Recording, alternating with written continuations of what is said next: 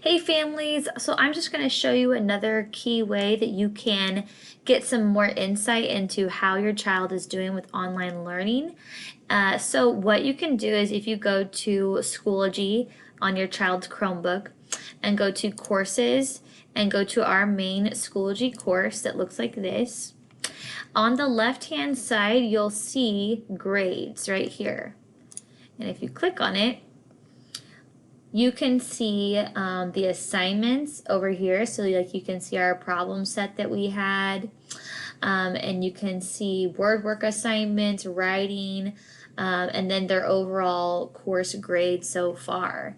So cool thing to check out just to kind of see where they're at and maybe any holes that there are.